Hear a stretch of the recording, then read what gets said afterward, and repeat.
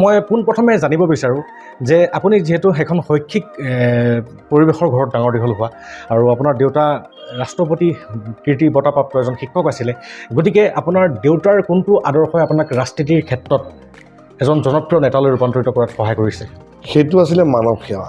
আচলতে আপুনি যিটো কথা ক'লে হয়, যে মোৰ পিতৃ এগৰাকী কীৰ্তি শিক্ষক আছিলে আৰু তেখেতে ৰাষ্ট্ৰপতি পুৰস্কাৰ পাইছিলে আৰু তেখেতৰ মই দেখা পাইছিলোঁ যে শিক্ষকতা জীৱনত তেখেতৰ প্ৰথম উদ্দেশ্য হৈছিলে যে এজন সুনাগৰিক গঢ় দিয়া।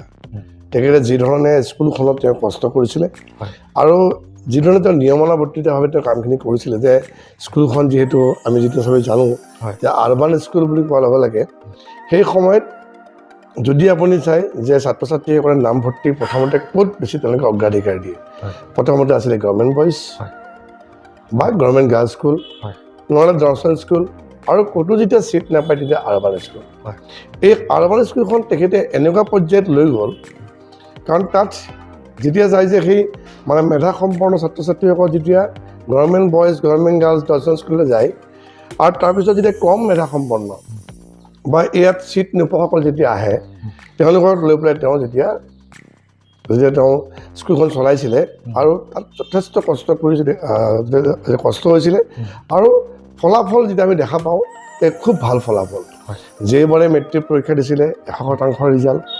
আজিকালি দেখা পাইছে আপুনি যে কিছুমান এতিয়া আমি দেখা পাইছে শিক্ষা অনুষ্ঠান যে ভাল তেওঁলোকে মেধাসম্পন্ন ছাত্ৰ ছাত্ৰীসকল তেওঁলোকে নামভৰ্তি কৰে, তেওঁলোকক লৈ পেলাই এটা ভাল ৰিজাল্ট কৰোঁতে একো ডাঙৰ কথা নহয়। কিন্তু যিবিলাকে একেবাৰে কোনো ছিট নাপাই পেলাই তাত আহে তেওঁলোকক সুন্দৰকৈ সাজু কৰাই মানে তেওঁলোকক যিমানখিনি শিক্ষাদান কৰাই পেলাই ভাল ফলাফল কৰা বা তেওঁলোকৰ মানুহ বনোৱাটো, এজন ভাল নাগৰিক কৰাটো, সেই পৰ্যায়ৰ শিক্ষক আছিল দেউতাহঁত, আমাৰ পিতৃৰ পাৰ্টৰ বৰেন্দ্ৰনাথ শৰ্মা ডাঙৰীয়া।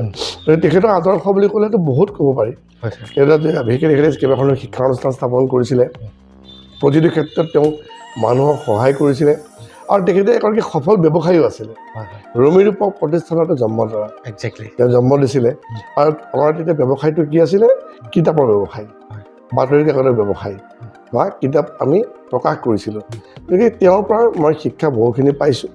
সমাজত আমি সমাজৰ হকে কাম কৰা, মানুহৰ কাৰণে কাম কৰা আৰু বিভিন্ন শিক্ষা অনুষ্ঠানেই হওক, বিভিন্ন অনুষ্ঠানত তেখেত জড়িত আছিলে। তেখেতে শিক্ষা অনুষ্ঠানত তেওঁ যিধৰণে জড়িত হৈ আছিলে একেধৰণে তেখেতে আমাৰ ভোগালী বিহুৱে হওক বা বিভিন্ন তেওঁৰ যিবোৰ ক্ৰীড়া অনুষ্ঠানেই হওক, সামাজিক অনুষ্ঠান তেওঁ জড়িত হৈ আছিলে। গতিকে সমাজপ্ৰিয় ব্যক্তি আছিলে আৰু সমাজৰ কাৰণে কাম কৰাৰ প্ৰেৰণা কিন্তু মই পিতৃৰ পৰা যথেষ্ট পাইছিলোঁ। হয়, বহুত বহুত ধন্যবাদ ছাৰ। আৰু